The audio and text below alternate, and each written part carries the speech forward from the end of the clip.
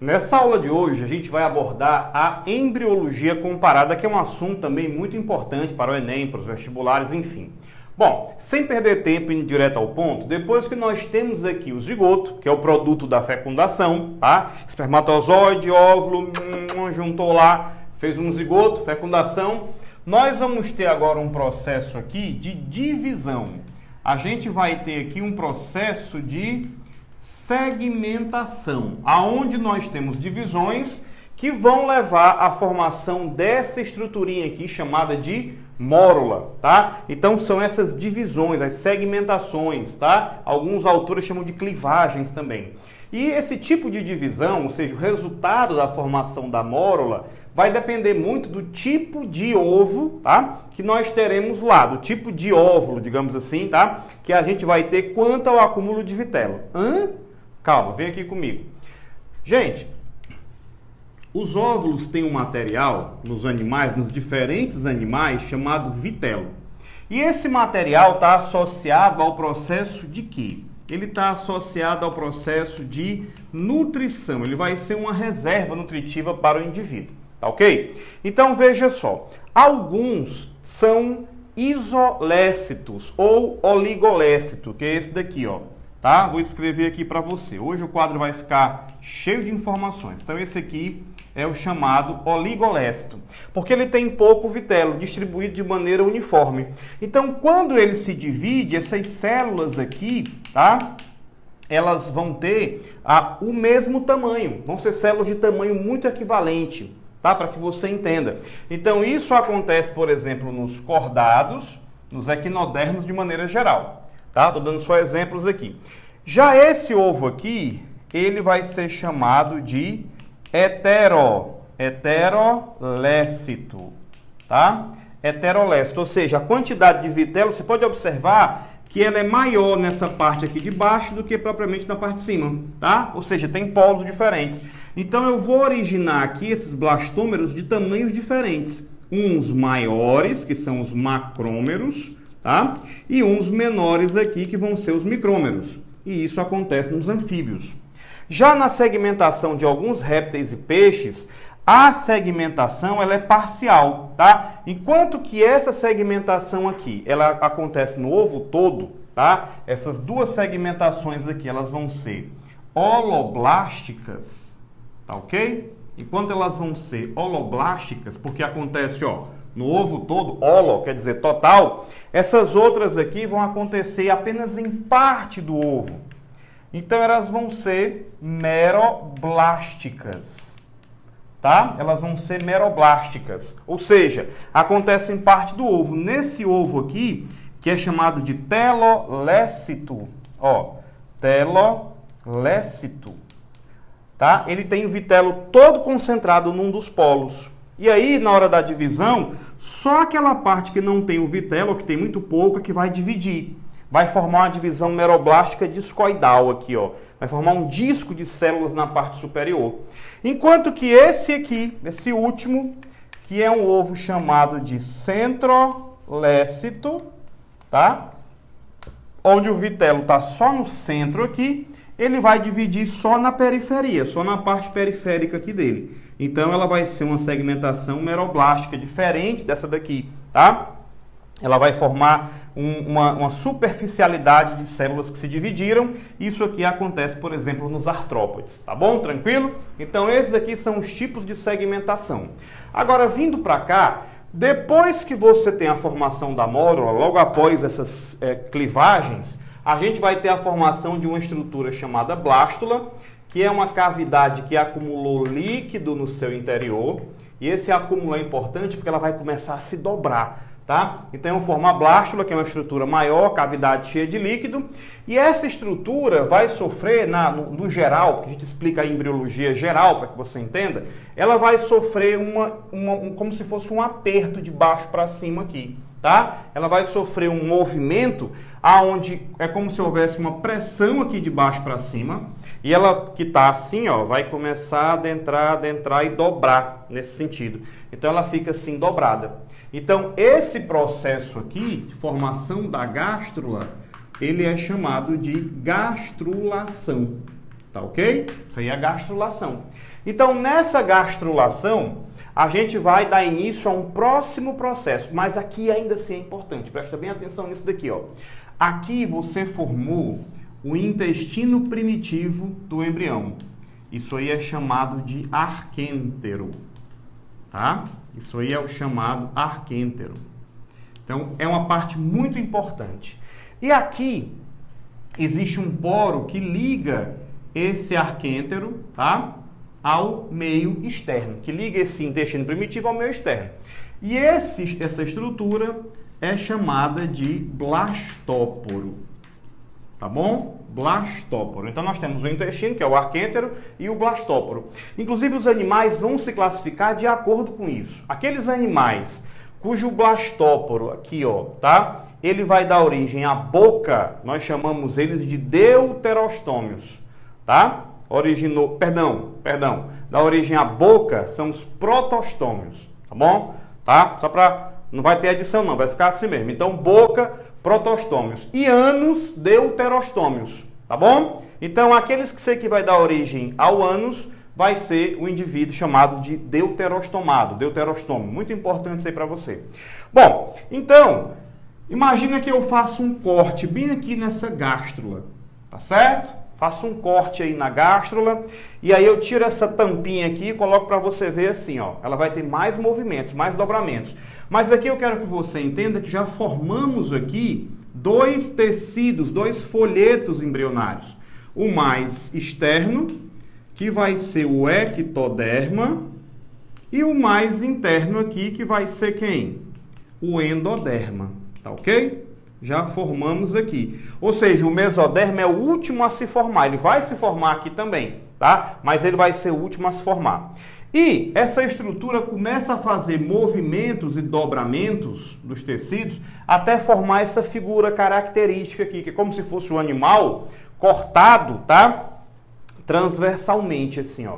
É como se ele tivesse assim para você, cortado transversalmente. Aonde essa área aqui é o ectoderma. Presta bem atenção, porque essa aula tem muitos detalhes. Deixa eu pegar aqui cores diferentes para poder a gente separar bem, tá? Aqui, ó, eu vou ter essa estrutura chamada tubo neural, tá? Que é uma estrutura importantíssima, tá? Na formação dos órgãos. São as primeiras estruturas a serem formadas, a parte neural dos indivíduos. Bem aqui, você vai ter essa cavidade de ponta a ponta aí, que é o celoma, tá? Então, os animais que têm celoma são os animais celomados, o que é muito importante para o desenvolvimento dos animais de maneira geral. Porém, nós temos animais acelomados, pseudocelomados e também temos animais celomados em geral, tá certo? Então, essa cavidadezinha aqui é o celoma. Aqui você vai ter o endoderma, né? E aqui a formação do intestino, vou colocar aqui em outra cor, tá? Aqui o intestino do indivíduo, ok? E essa estrutura, deixa eu ver se cabe aqui, muito importante também, vai caber bem aqui. Essa estrutura vai ser a chamada notocorda, que vai dar uma sustentação aos animais, mas que depois, nos chamados cordados, vai ser substituído pela coluna vertebral, tá? Note que ele não se transforma, ele vai ser substituído pela coluna vertebral. Tranquilo? Então, essa parte aqui é uma parte básica da embriologia que a gente precisa entender, tá? Mais uma vez, lembrando aqui, com relação ao blastóporo, aqueles que o animal vai originar o ânus é o deuterostomado, vou colocar para vocês aí os exemplos de quem são, que são os equinodermas e cordados, tá certo? E aí, quando origina a boca, nós temos os animais abaixo disso daí, tá? Quando origina a boca, são os animais chamados de protostomados, os protostômios, ok? Tranquilo até aí? Vamos ver também agora quem são os celomados, pseudocelomados, e eu quero mostrar para você também a cada folheto embrionário o que é que ele vai dar origem. E também quero falar de outra coisa muito importante ainda nesse vídeo, que vai ter mais de 10 minutos, né? Apesar de ser o biologia em 10 minutos, mas que eu quero abordar com você também o ovo, as estruturas do ovo terrestre, que são muito importantes para o desenvolvimento das aves e dos répteis também. Então, vamos virar aqui, a gente vai agora para a tela do nosso computador. Então, complementando aqui, pessoal, nós temos o processo de segmentação, né, que vai formar a mórula, na sequência a blástula.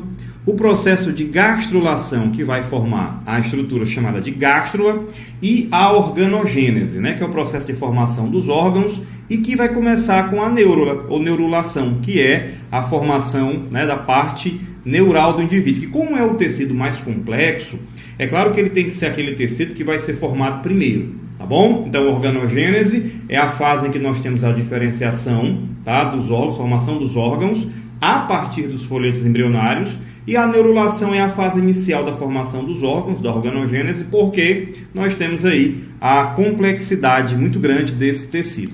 Relembrando, nós temos aqui o zigoto, as segmentações, ó, formando aqui a mórula, tá ok? Na sequência, a formação da blástula, com a blastocele aqui, a cavidade cheia de líquido, que vai sofrendo um dobramento de baixo para cima, ó, como se fosse empurrado aqui de baixo para cima. Vocês estão vendo? Até que essa parte aqui toque a parte superior, formando aqui, no caso, o endoderma e o ectoderma, os dois folhetos embrionários, ok? Então, aqui nós temos a gástrula, como eu já expliquei, temos aqui a formação do arquêntero e do blastóporo, tá bem?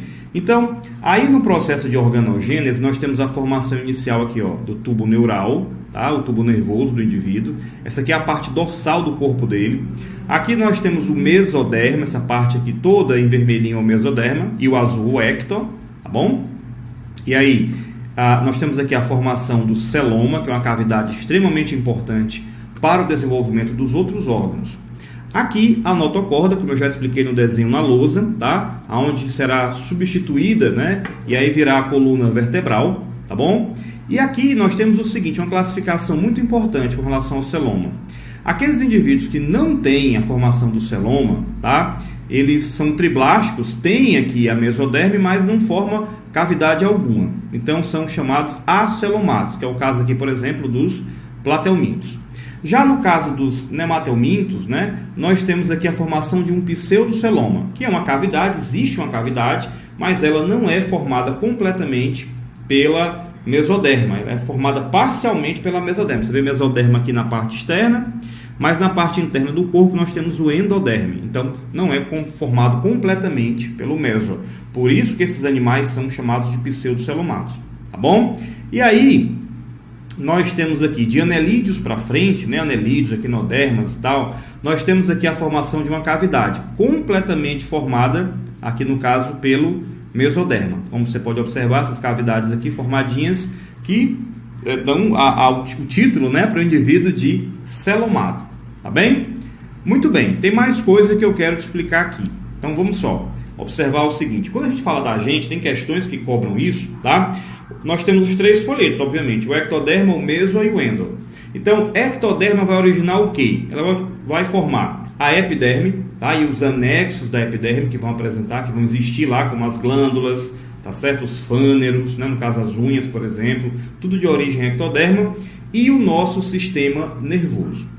Bom, quando a gente fala do mesoderme, então já vai ser a camadinha mais embaixo, né? No caso a derme, a nossa musculatura, tá? Todo o nosso sistema locomotor, que são ossos, músculos, cartilagens, tá bem? Também o sangue, todos os tecidos, né? Que vão compor essa estrutura, então sangue, medula, a medula óssea, os tecidos linfáticos, bem como também os órgãos do sistema gênito-urinário. Então tudo isso aí é de origem mesodérmica. E a endoderme vai formar o quê? O epitélio de revestimento do nosso trato digestório, tá? O fígado e pâncreas, que são glândulas anexas do nosso sistema digestório, e o nosso sistema respiratório, tá bom? Então, só com esse resuminho aqui, você consegue responder as questões que falam a respeito desses três folhetos aí, ok?